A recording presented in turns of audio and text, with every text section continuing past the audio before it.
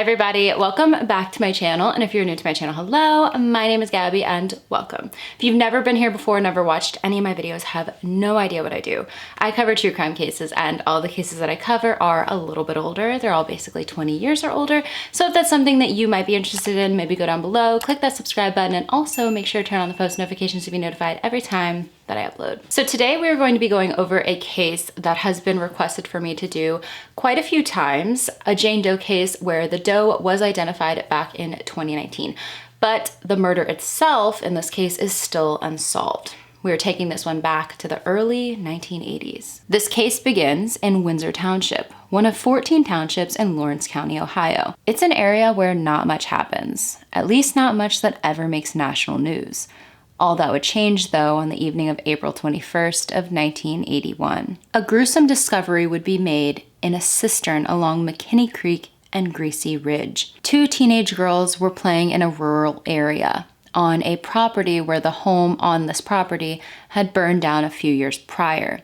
They came across a cistern, lifted the lid of it, looked down into it, and something in it caught their attention. It was the body of a woman whose decomposing remains had been there for quite a while, possibly up to 2 years. So they put her to death between the years of 1979 to 1981, but they weren't leaning too far towards her life ending during that same year. It was only April, and they didn't think she had only been there for a few months. Almost immediately upon getting a better look at the lifeless woman in the cistern, they knew that she had been a victim of a homicide.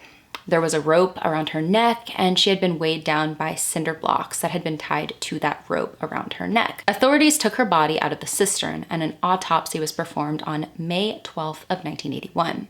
They discovered that her cause of death had been strangulation. Manual strangulation. It wasn't drowning, meaning she had already been deceased when she had been thrown into the cistern. It seemed like whoever took her life and threw her in there never wanted her to be found. Their plan failed though, because of course she eventually was, and this was the beginning of the investigation. She was guessed to be anywhere between 13 years old to 60 years old, which is a huge gap. Due to the level of decomposition, it was difficult for authorities to pinpoint her age, and as we would eventually find out, they were a bit off. They put her height at about 5 feet 3 inches tall and her weight between 130 to 150 pounds. I've seen some sources say that she was 100 pounds. It was noted that she had very prominent teeth and cheekbones. From an article I came across released by the Akron Beacon Journal, none of her hair was located. From my research, it can take hair up to about 2 years to fully decompose in water.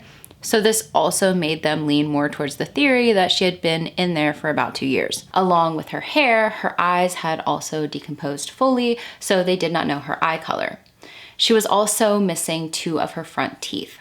Although she was missing those teeth, they could tell that she had a distinct overbite. She had been clothed. She wasn't found naked. She was found wearing a shirt under a gray pullover, under a red cable knit cardigan, gray flannel pants, and red socks. According to one article after her identification, it stated she was actually wearing 2 pairs of socks. On her wrists, they found rubber bands, which did confuse them, but of course sometimes we use them to tie our hair back, so that could have been why she had them on her wrists. In her possession, they found a few strange items, ones that they deemed possible clues that may help them find out who she was in life.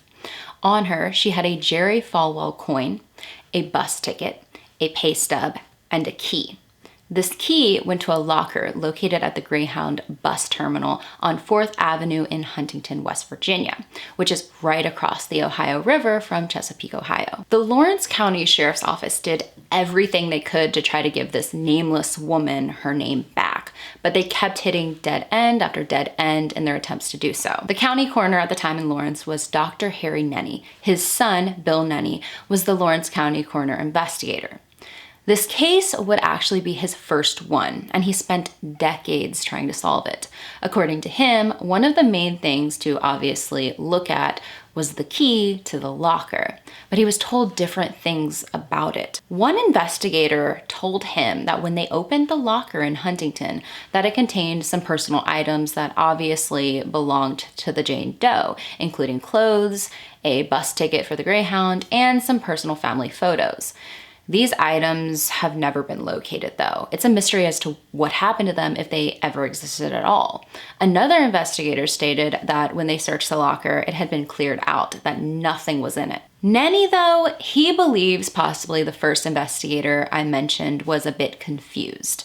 Without actual proof, Nenny believes nothing was ever found in the locker. Either way, time passed and they weren't getting anywhere closer to solving her identity, so they gave her a name. A Doe name, considering, of course, she was a Jane Doe.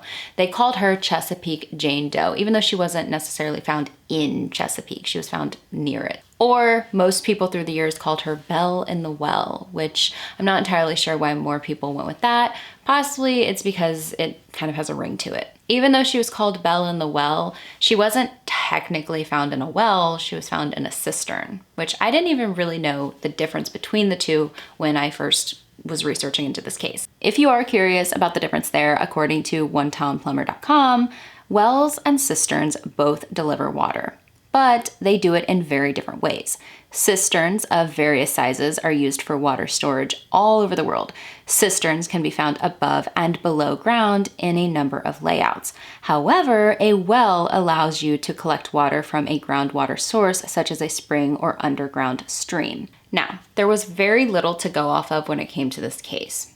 There was one early theory, though, and it had to do with the rubber bands on her wrists.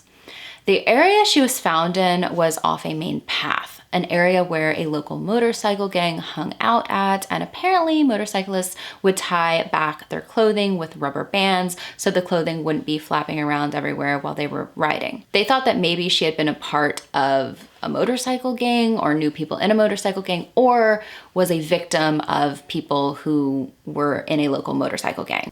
This theory, though, didn't really go anywhere, and today, after discovering her age, they don't really think she was hanging around with any motorcycle gangs. They can't rule it out, but it is not a theory they are really focusing on much in current time. If you ask me, I think she was just using the rubber bands to tie back her hair on occasion. Through the years, there was very little to come of this case, and she would eventually be buried in an unmarked grave.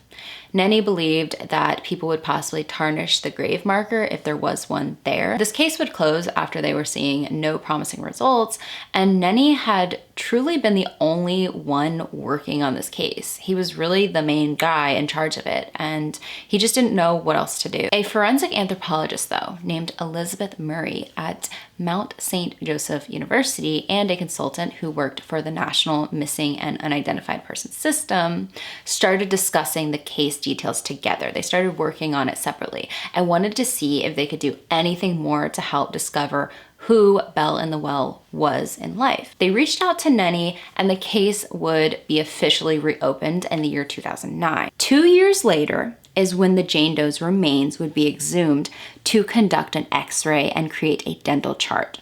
This would result in a facial reconstruction being done of what she possibly looked like in life. For about 6 years, this case remained completely still. There were no updates. They had hoped someone would possibly come forward claiming to recognize the woman, and it would result in a positive identification.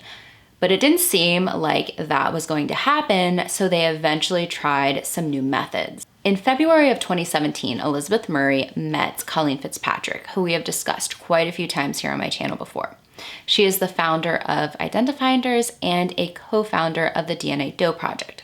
She is a pioneer in the development of genetic genealogy, which is the process of taking DNA and uploading it onto a DNA database in the hopes of locating familial DNA so they can discover the identity of an unknown individual. In 2017, this was a year before the Golden State Killer case would be cracked using this method and kickstart the movement of using it to solve cold cases. Colleen explained the process to Elizabeth, and Elizabeth was completely on board. She had never heard of this before, and she felt this might be their ticket to finding out who Belle in the Well was. They extracted DNA from a single molar of the Does. The DNA was uploaded onto GEDmatch, which is a genetic database, and it was just a waiting game. They did think, based on the ticket, she may have lived somewhere in West Virginia, possibly even Huntington, and that they just had not been talking to the right people to actually identify her. Through GEDmatch, they located a family tree of the victims, but they didn't know who she was in this family tree.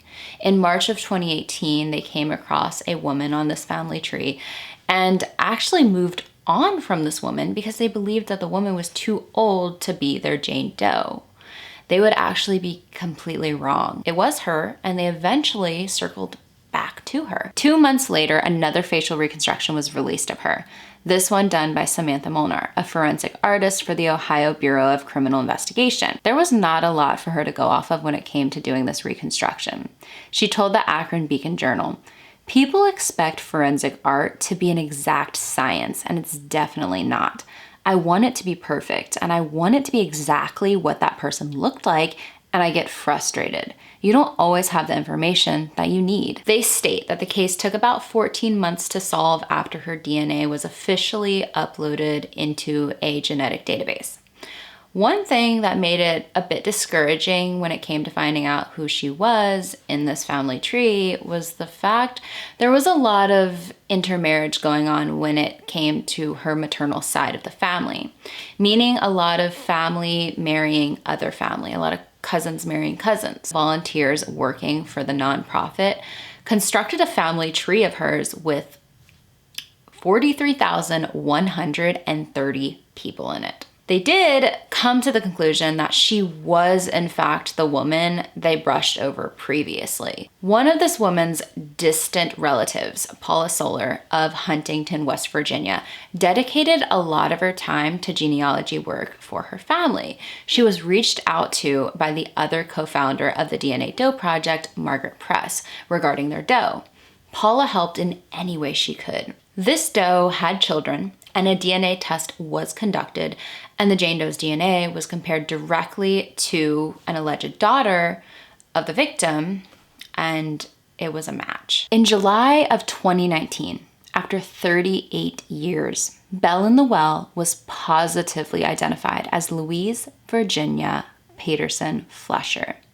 She was born on June 16th of 1915 in Fairview, West Virginia, and guessed to be about 65 years old when she was murdered. The photo of her on the screen is the only public photo of her to my knowledge, and it was taken from the Natrona County High School yearbook. She had been originally from West Virginia, but at some time moved to Wyoming, where she went to high school, married a Donald Benjamin Flesher, and had 3 daughters. Louise had moved around a lot. She had lived in Ohio for a period of time and then moved back to West Virginia.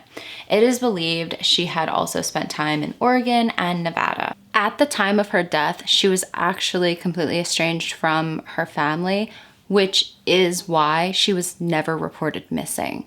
Her husband had passed away in 1992 at the age of 84. One of her daughters passed in 1959 at the age of 22, and another passed in 2022 at the age of 86.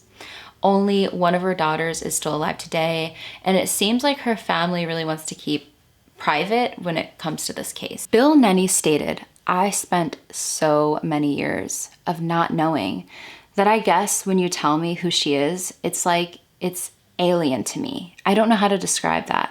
I go to bed at night and I think, geez, I know who this is, and I've wondered that my whole life.